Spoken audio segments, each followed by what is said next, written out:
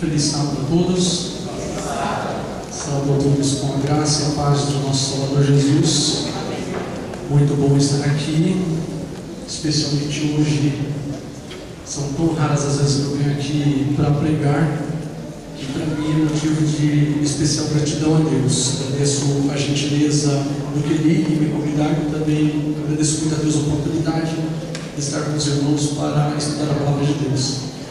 Gostaria que os irmãos abrissem suas Bíblias em Efésios, capítulo 1.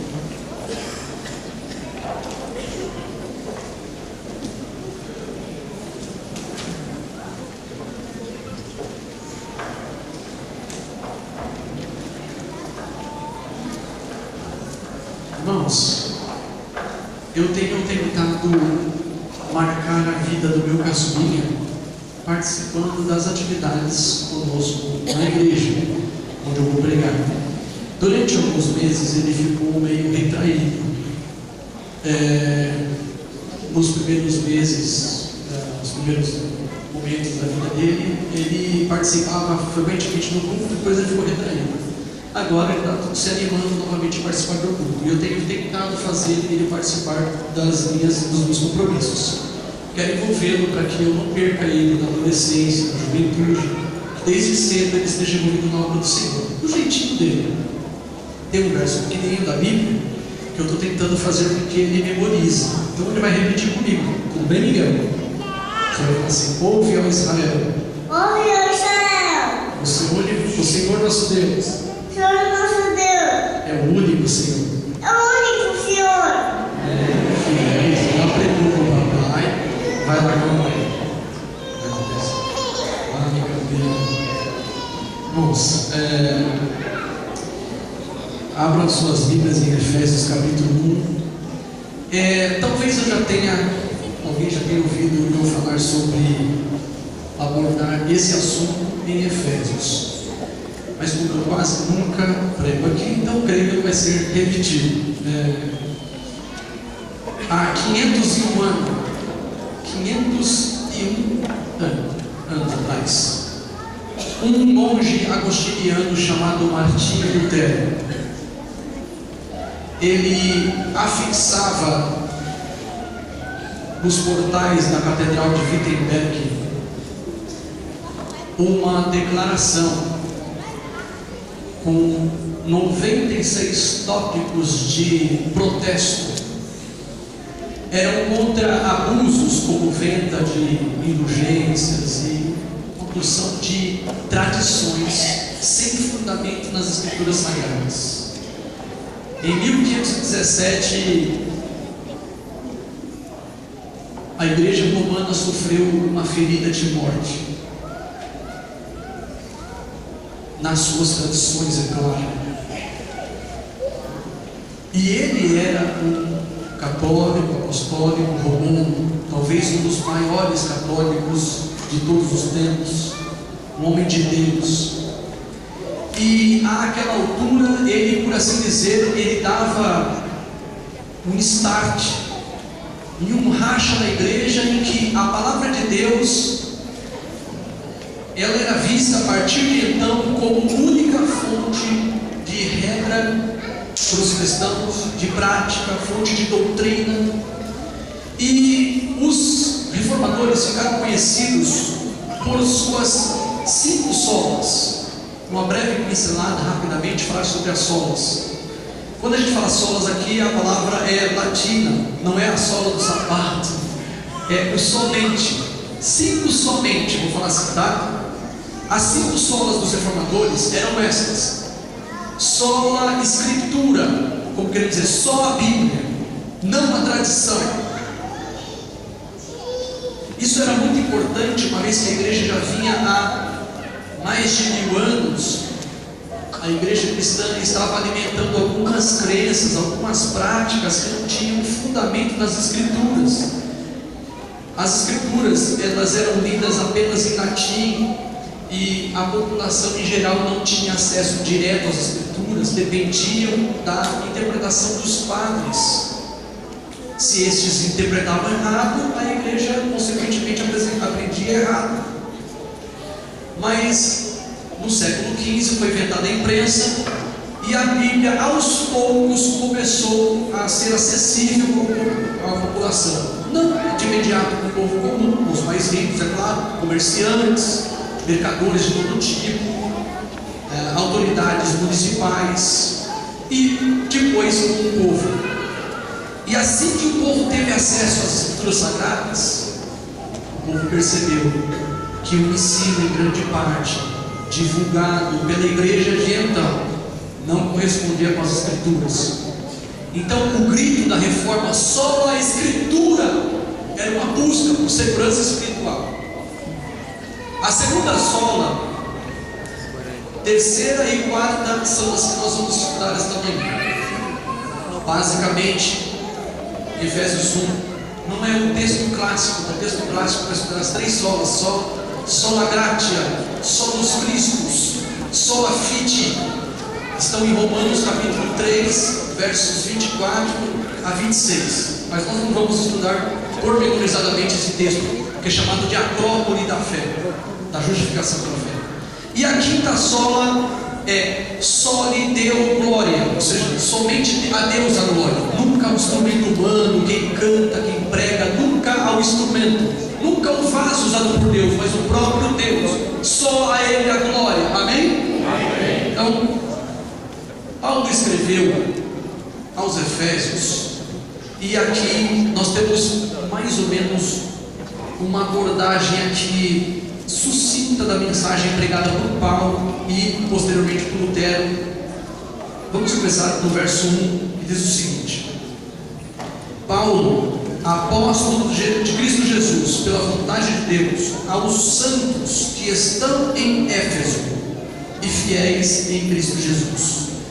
Esse verso, irmãos, ele encerra mais do que creio alguns de nós já se deu conta. Deixa eu ver se eu tenho aqui a minha anotação dessa mensagem. Eu preciso só seguir o meu cronograma. Está aqui, pronto. Qual que é a ideia?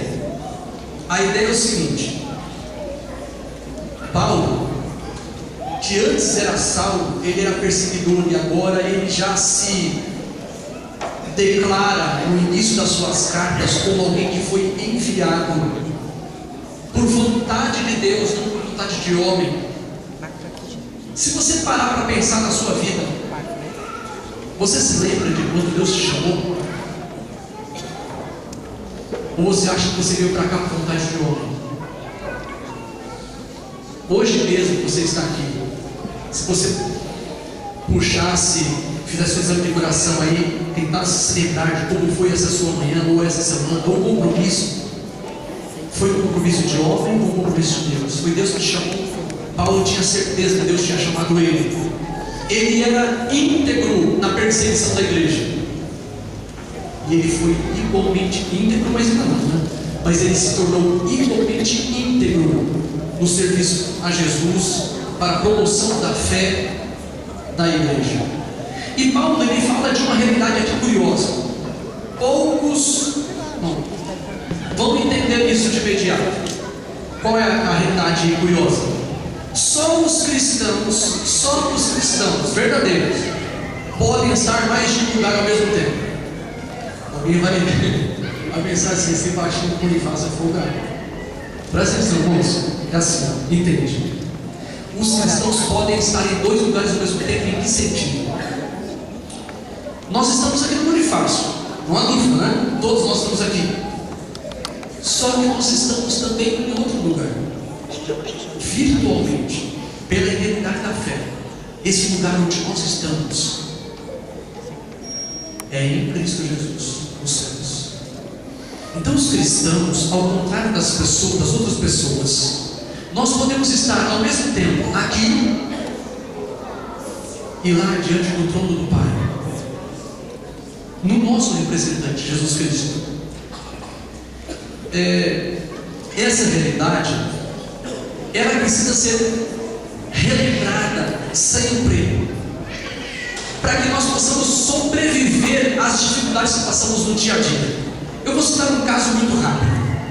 Pense vocês agora numa história bem conhecida, cada um dos irmãos, de um homem chamado Estevão. Você lembra de Estevão, da Bíblia, do livro de Atos dos Apóstolos? Estevão, ele foi um diáconos. Estevão, a Bíblia diz que ele era cheio do Espírito Santo e de poder. A Bíblia fala que os sinais se manifestavam no ministério de Estevão, e que vários israelitas de algumas sinagogas, chamadas dos libertos, dos sirineus e outras mais, eles se juntavam para debater com Estevão acerca da fé no Evangelho de Cristo Jesus. E Estevão, a Bíblia diz assim, que não podiam resistir a ele. Tal era a maneira dele abordar a verdade, que ele os vencia no debate. E diziam, pagaram testemunhas, falsas testemunhas, para acusá-lo, para que ele fosse morto. E diziam que ele falava contra Moisés, contra o santuário, contra a lei, e fazia declarações sobre Deus equivocadas. Essa era a peça de acusação, que está em Atos 6, verso 11, verso 13. Estou correndo aqui, tá? Atos 6, verso 11, verso 13. De tal forma que intimaram Estevão a comparecer perante o Sinédrio, e quando lá estava, deram-lhe a oportunidade de falar. Naquele momento, um dos maiores sermões da Bíblia Sagrada foram registrados. Foi registrado, está na Bíblia Sagrada, aquelas palavras maravilhosas de Estevão, fazendo um apelo à maior corte judaica para que se convertessem a Cristo. No final do apelo de Estevão, parece que os líderes judeus ficaram possuídos de raiva, pegaram em pedras e apedrejaram aquele homem até a morte. E enquanto ele era apedrejado, a mente dele, os olhos dele foram dirigidos para outro lugar, não aqui na terra. O círculo imediato de dor de Estevão foi, por assim dizer, esquecido, e os olhos dele olharam para além do horizonte, um lugar muito além. Ele viu o trono de Deus e Jesus à direita de Deus, intercedendo por ele. E ele, naquele momento de apedrejamento, ele disse: veja os céus abertos e o Filho do Homem assentado à direita da majestade. Ele lembrou que no meio daquele círculo de dor, daquela situação imediata diante dele, de grande tristeza, de ver os seus irmãos apedrejando ele, que ele podia estar seguro e confiando naquele que vive por ele nos céus. Amém? Essa realidade de que nós estamos em dois lugares, ela é saudável. Ela nos livra da angústia, das dores do dia a dia, faz você transcender aquilo que os outros não suportam. O cristão suporta, de certa forma, por causa dessa certeza.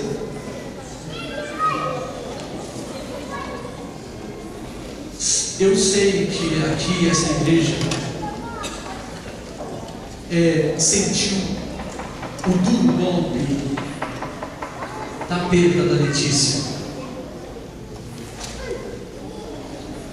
Eu sei o quanto jovens dessa igreja, porque eu vi a Letícia muitas vezes, e quanto ela era querida pela igreja, com a igreja, mas nos momentos de dor da família, pela perda da Letícia, eu pude ver a segurança de que nós estamos em dois lugares, aqui na terra sofrendo, e com os olhos fixos em Cristo Jesus que intercede por nós, manter a esperança e fazer com que a Cláudia e a Lourdes e a Naide transcendessem o círculo imediato de dor. É importante você se lembrar disso, meu irmão. Você não sabe quantas dores você vai passar nessa vida, quantas angústias. Ter segurança de que, ainda que você seja soldado nessa vida, você tem alguém que nunca falhou e que defende o teu nome no céu, é muito mais do que o mundo pode entender. Só a palavra de Deus pode informar. E essa segurança ele queria dar para uma igreja que sofria perseguição. Em Éfeso tinha um templo da igreja, o templo da deusa Diana dos Éfesos. E os cristãos eram perseguidos nessa igreja, então eles tinham que ter essa segurança de que eles são santos em Cristo Jesus e fiéis em Cristo Jesus. Verso 2 diz assim: a vós outros, graça e paz da parte de Deus nosso Pai e do Senhor Jesus Cristo. O que é graça? Alguém perguntaria, não, o que é graça? Se a gente seguir as pisadas, né? O caminho dos reformadores, temos que definir nas Escrituras.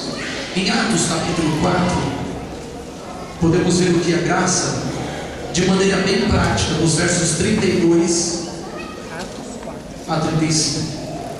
32 e 35 de Atos 4. Está escrito assim: era o coração e a alma da multidão dos que criam, e ninguém dizia que coisa alguma do que possuía era sua própria, mas todas as coisas lhes eram comuns. E aí agora vai novamente um reforço ao recado dado pelo que eu li aqui. A igreja é uma comunidade que deve viver uns pelos outros, que aqueles que têm necessidade serão supridos por aqueles que têm um pouco mais de abastança, para que essa realidade ali de Atos 1 se repita em nosso meio. Daí a necessidade de chamar muitas vezes os irmãos a colaborarem com o socorro das pessoas famintas e pobres, sejam da igreja, sejam de fora. Verso 33 diz assim: os apóstolos davam com grande poder testemunho da ressurreição do Senhor Jesus, e em todos eles havia o que, igreja? Abundante graça. Agora, o que é essa abundante graça? É justamente o ajudar gratuitamente uns aos outros. Não é assim, não. Por exemplo, você quer ver que ajuda com ajuda de graça? É assim: o clube precisa fazer a viagem para o Campuri e precisa de X de ajuda. É ajudar assim, ó, ajudar sem tomar em troca. Se você ajuda e está recebendo alguma coisa em troca, já não é dessa ajuda que está falando. Graça é favor imerecido. Se você colabora, você favorece o clube, mas você recebe alguma coisa em troca, aí já não é um ato de graça, é um ato já de troca. Não é assim, entendeu? Sabe a famosa panqueca? O pessoal não conhece, né? Eu conheço. Não é? Aí é troca. Quando você ajuda sem esperar, essa é um ato de graça. Vejamos isso no 34. Não havia entre eles necessidade alguma, pois todos os que possuíam heranças ou herdades ou casas, vendendo-as, traziam o preço que fora vendido e o depositavam aos pés dos apóstolos. Verso 35. E repartia-se a cada um segundo a sua necessidade. Deixa eu exemplificar isso. Vamos imaginar, se o Márcio, que está ali, aquele camarada ali, se o Márcio faz um serviço de eletricidade, de reforma na sua casa, tá bom? De eletricidade, eletricista, ou se ele coloca um piso de laminado na sua casa, como ele fez na minha,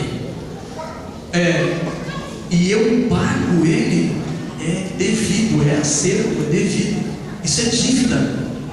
Agora, se ele faz de graça sem comprar nada, sem pedir nada em troca, isso é graça, é favor imerecido.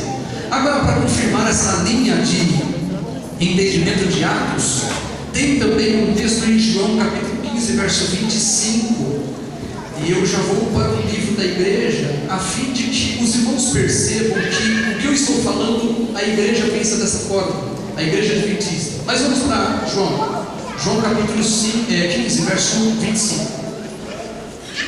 João 15, 25 tem um texto que reflete muito algumas palavras que nós ouvimos quando a gente vê um noticiário de, por exemplo, algum ato de violência, que foi o que aconteceu com Cristo, um ato de violência.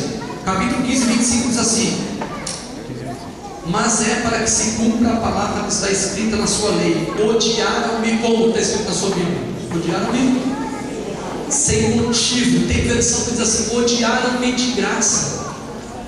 Assim, eu não fiz nada, então isso não fiz nada para que merecesse mas odiaram-me sem motivo. Eu não sei se você já viu uma entrevista assim, mas eu já vi entrevistas desse tipo, em que um repórter fala com alguém entrevista alguém sobre um ato de violência, e diz assim: por que aconteceu aquilo com aquele senhor? Aí a pessoa diz assim: foi gratuito, ele não fez nada para merecer aquele ato. Uma maldade, qualquer que seja. Então, o que é graça? É favor imerecido. Favor imerecido, simples assim. Mas foi bom a gente consultar as Escrituras, para a gente seguir as pisadas dos profetas, dos apóstolos. Então, eu tenho aqui um livro da igreja, que os irmãos conhecem, chamado Mensagens Escolhidas no Domingo. A página 398 diz assim: graça é favor imerecido, e o crente é justificado sem qualquer mérito seu próprio, sem nenhum direito a ligar a Deus. Amém? Então assim, você, meu irmão, minha irmã, você é salvo sem merecer. Simples assim. Você não fez para merecer. Não foi muita temperança, não foi a modéstia cristã, não foi a pontualidade, não foi o trabalho missionário ou a panfletagem.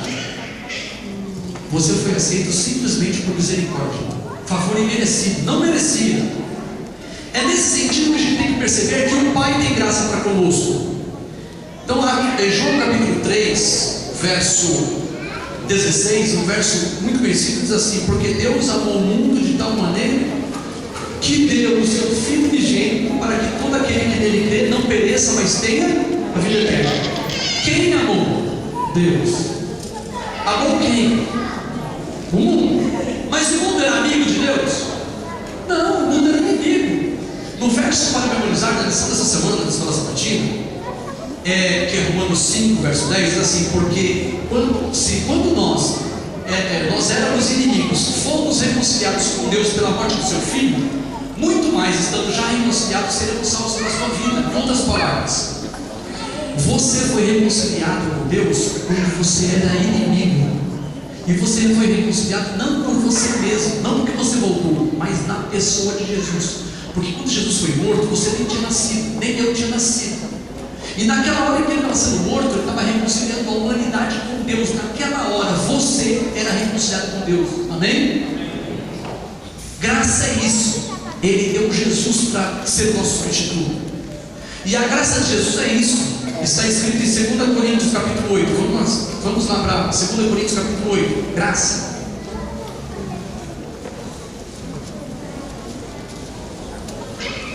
2 Coríntios capítulo 8, verso 9. A graça de Jesus, a graça do Pai é ter enviado Jesus ao mundo, ter amado ao mundo a ponto de enviar Jesus. A graça do Filho, verso 9. 2 Coríntios 8, verso 9 diz assim: pois já conheceis a graça de nosso Senhor Jesus Cristo. Qual é a graça? Que o favor, que sendo rico por amor de vós se fez pobre, para que pela sua pobreza vós vos tornasseis ricos. Então note, irmãos, houve uma troca. Jesus era rico de algo que nós não temos, nós somos pobres daquilo, e ele se fez pobre daquilo que ele era rico, para que aquilo que nós não temos viesse ser nosso. Sabe o que é? Justiça. Nós somos pobres de justiça, nós não temos justiça. Jesus é rico em justiça. E aí quando a Bíblia diz que Jesus se fez pobre, esse é o favor dele. Ele tomou o teu lugar, assumiu a posição de quem não tem nenhuma justiça, que é todo desobediência. E nós que somos desobedientes, falíveis, falhos, nós somos obedientes a Deus, mas falhamos. Nós recebemos toda a justiça plena de Jesus, enquanto Ele recebeu os nossos pecados. Deu para entender a ideia da graça de Cristo? Essa é a graça de Cristo. Ele tomou o seu lugar por nós. Aí nós vemos graça somente, aquilo que os reformadores diziam, sola gratia. O que significa isso? Somente pela graça. Não é a penitência, não é a guarda no sábado, não é a temperança. Tudo isso tem que acontecer, temperança e tudo mais, não para a salvação. Não para a salvação. Nós somos salvos por seu favor imerecido. Em quem? Na pessoa de Cristo. Cristo tomou nosso lugar. E como eu me aproprio disso? Rapidamente, estamos na última sola, depois vamos continuar Efésios 1. Romanos capítulo 5, verso 1 diz assim, e também Atos 4, 12, mas Romanos 5 diz assim: sendo, pois, Romanos 5, 1. Estou com medo do horário. Eu fui devidamente alertado pelo irmão Augusto. Corre para terminar o horário, disse o irmão Augusto. Vamos lá, estou correndo. Romanos 5 diz assim: sendo, pois, justificados por quê, irmãos? Pelas obras? Olha, sendo, Romanos 5, 1. Sendo, pois, justificados pela fé, temos paz com Deus por meio de nosso Senhor Jesus Cristo. Então vamos lá. Nós não temos paz com Deus porque nós somos muito obedientes, não é isso? Nós temos paz com Deus por meio de quem? A paz estabelecida não por nossa vida, mas pela vida de quem? Então a salvação é pela graça, é pelo favor de Deus, mediante a salvação operada por quem? Por Jesus. E ela é apreendida por mim, por você, por qual dom? Pela fé. Nós aceitamos ela pela fé. Agora, o que implica isso? Agora é fantástico, interessante o texto de Efésios. Vamos para Efésios para a gente tentar entender assim, o desenvolvimento, né, de Efésios capítulo 1, falando sobre essa maravilha da salvação em Cristo. O verso 2, só para a gente tomar o ritmo, diz assim: a vós outros, graça e paz da parte de Deus, nosso Pai e do Senhor Jesus Cristo. Nós temos graça e paz por meio de Deus, nosso Pai e do Senhor Jesus Cristo. O verso 3 agora começa a desenvolver as consequências da salvação em Cristo. Bendito seja o Deus e Pai de nosso Senhor Jesus Cristo, o qual nos abençoou com todas as bênçãos espirituais nas regiões celestiais em... Vamos lá, 4 perguntas. Primeira pergunta, Efésios 1:3. Quando nos abençoou? O verbo, o abençoar, que agora falei no infinitivo, está em que tempo em Efésios 1:3? Em que tempo está abençoar?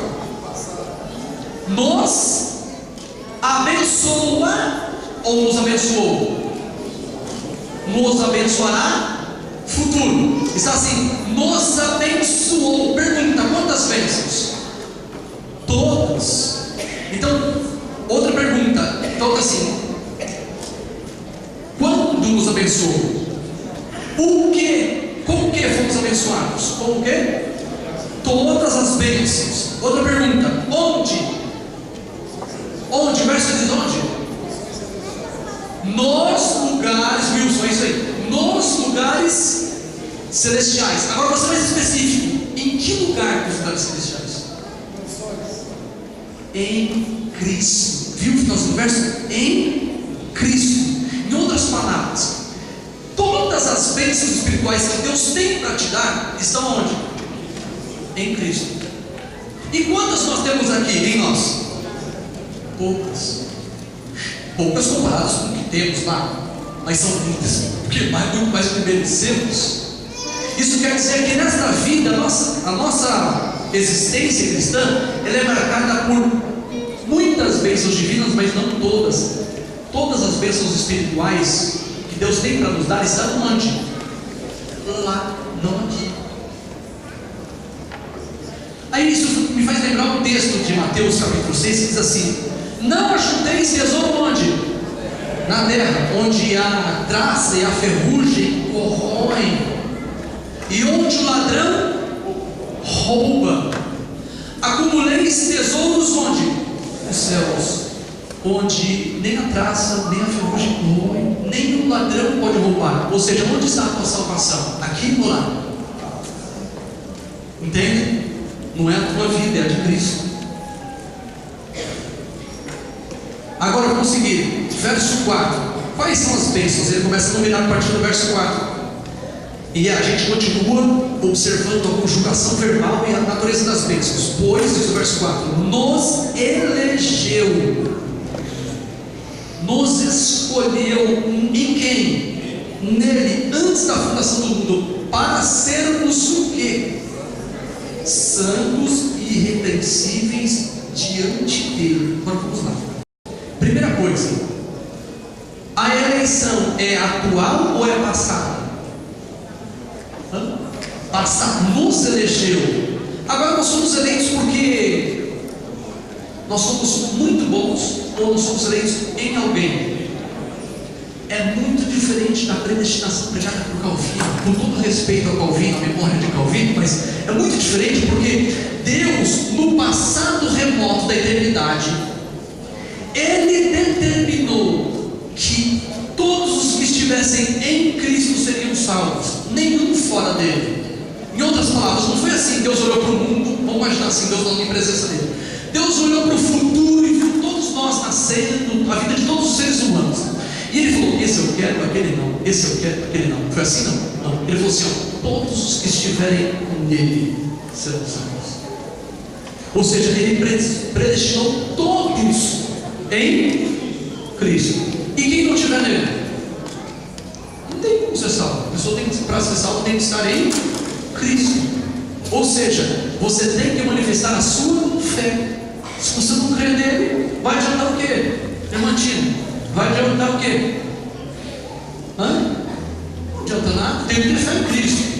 Então ele prossegue dizendo assim, no verso 4: para sermos santos e irrepreensíveis diante dele. Agora a pergunta é: como é isso, santo e irrepreensível diante dele? Pergunta: algum de nós é santo e irrepreensível sem nenhuma falha?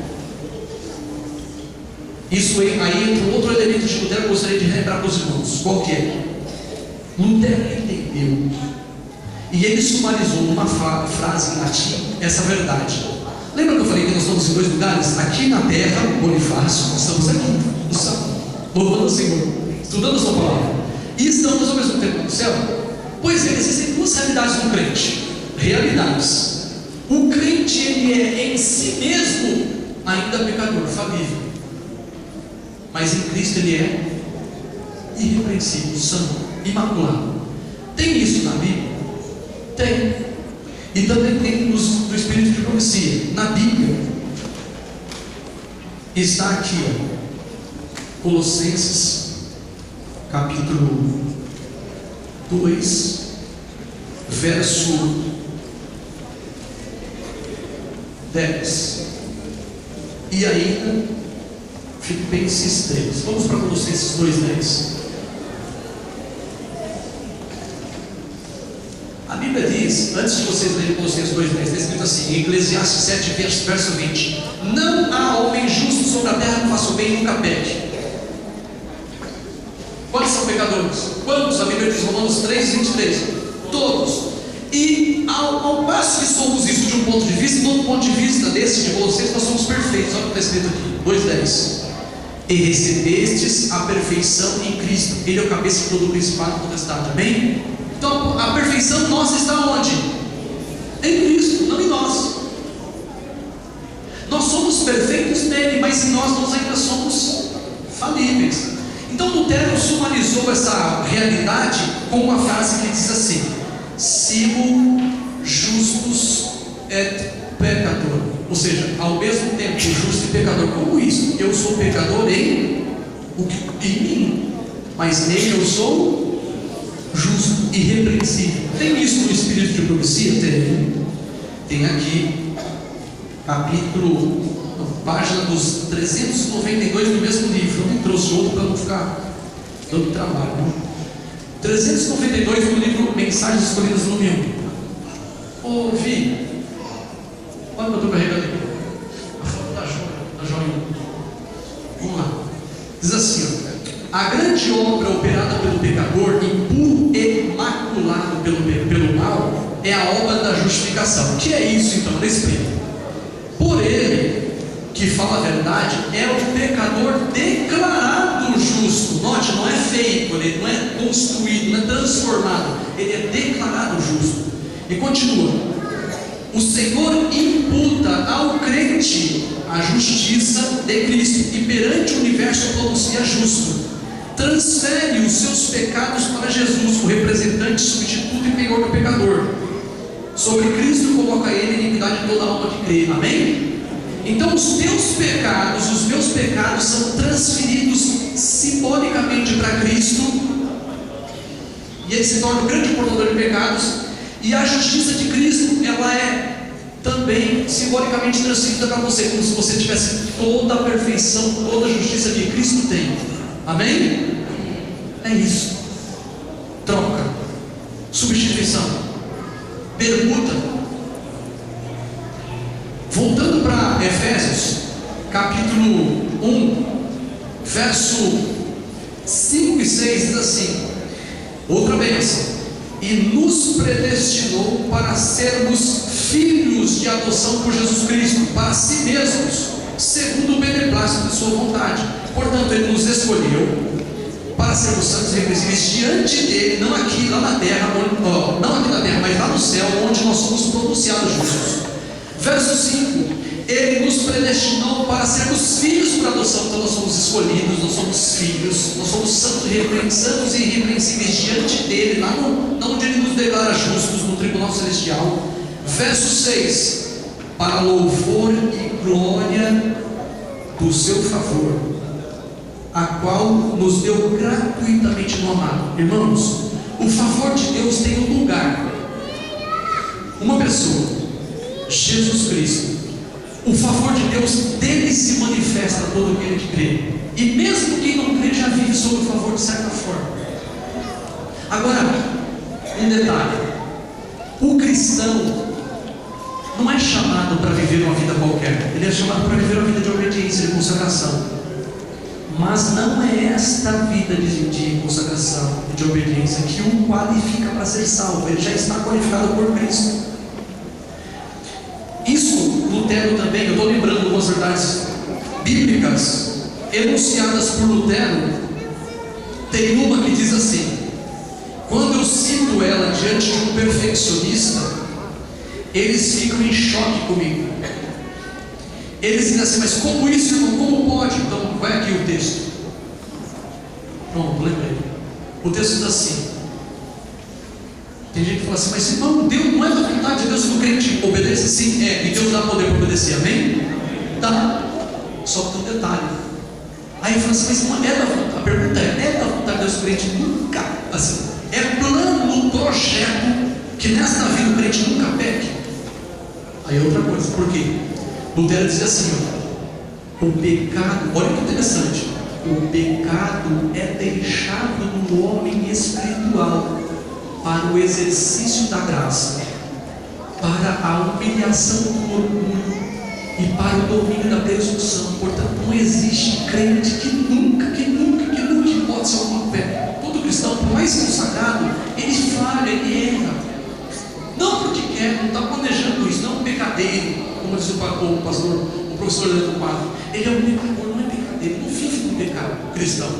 Ele foge do pecado, luta contra ele, mas vezes por outra ele cai, para exercitar a graça, para humilhar o orgulho e para o domínio da presunção, da pessoa se achar melhor.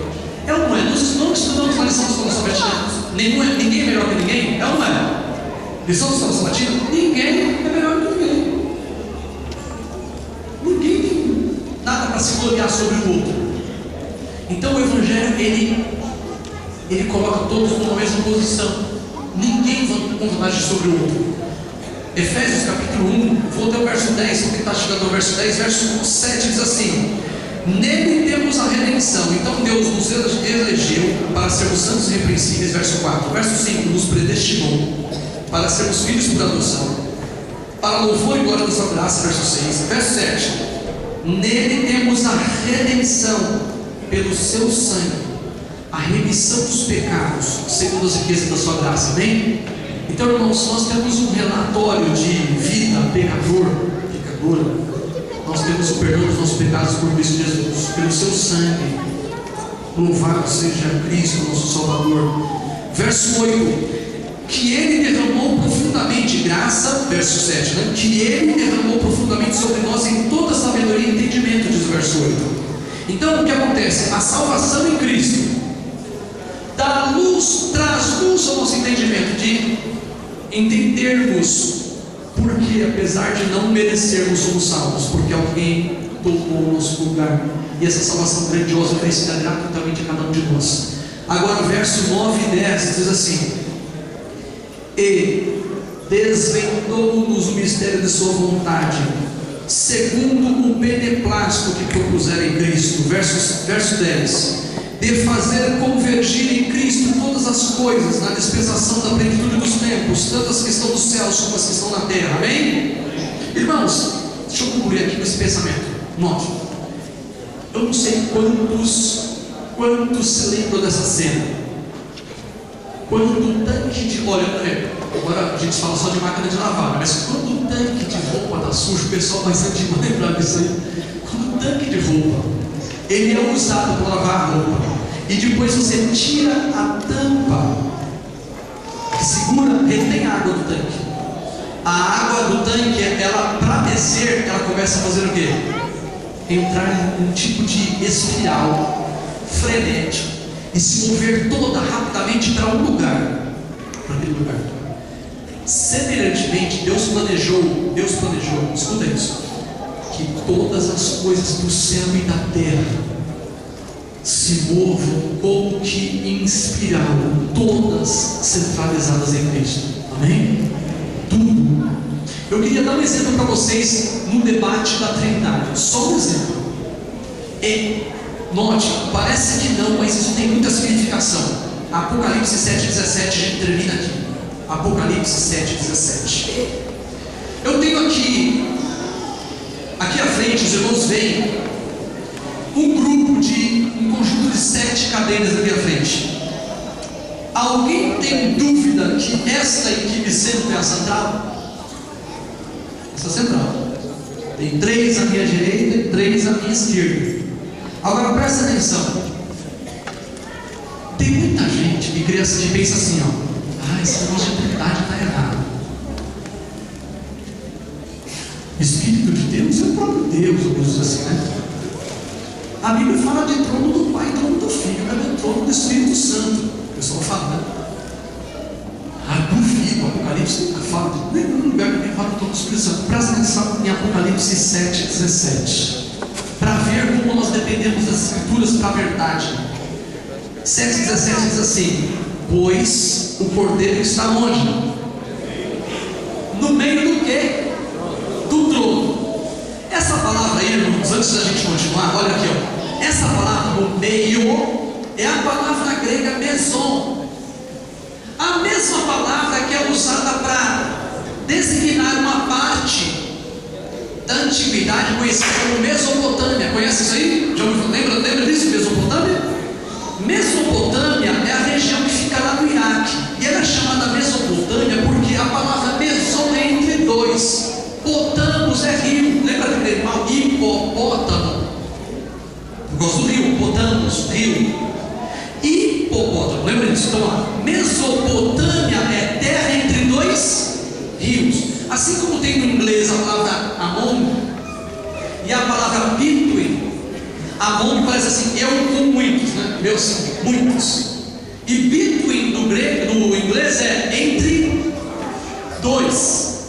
Tanto assim que o grande conflito inglês, o nome do grande conflito, o livro da nossa igreja em inglês é The Great Controversy Between Christ and Satan. A grande controvérsia entre Cristo e Satanás. Existe uma controvérsia entre dois, Cristo e Satanás. Mesopotâmia, terra entre dois rios, Tigre e Eufrates. Vamos lá. A mesma palavra meso entre dois é usada aqui. Entre dois. Apocalipse 7,17. Pois o Cordeiro está sentado no meio entre. Irmãos, meson no grego é entre dois. Aí Jesus, escuta essa. Jesus está à direita de quem? À direita de quem? Jesus está à direita do Pai. Se Jesus está à direita do Pai, o Pai está de que lado de Jesus? Lá de cá. Sobrou um lugar ou não? Pronto. Entendeu a mensagem? Irmão, se for para a Bíblia revela tudo. Só a Escritura, só a gratia, só os Cristos, só a fide, só lhe deu glória, amém? Somente a Deus a glória. Irmãos,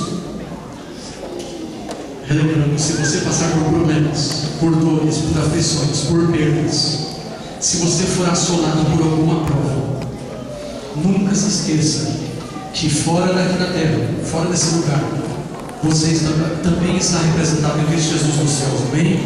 E como Estevão e como a família da irmã Lourdes sobrevive, confiado naquela realidade que transcende esse espaço terreno, que nós também fixemos nossos olhos no Mestre.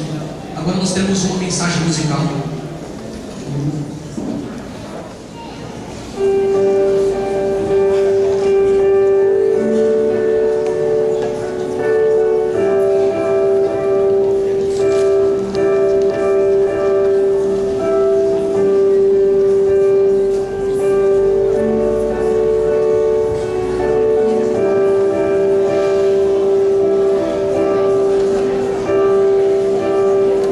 Se as montanhas se brincam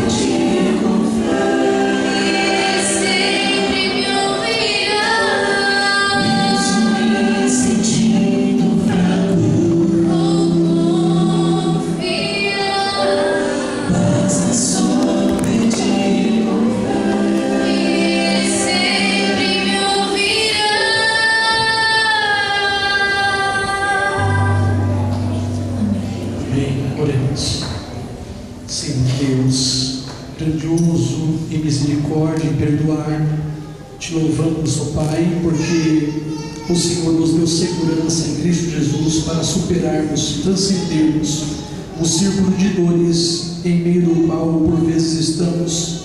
E te louvamos, Senhor Jesus, porque o Senhor tomou o nosso lugar na morte, perdoou os nossos pecados, nos escolheu antes da fundação do mundo, e o Senhor nos amou a ponto de tomar o nosso lugar, de sofrer a morte que nos cabia, para recebermos o direito de ter a vida que o Senhor pertencia.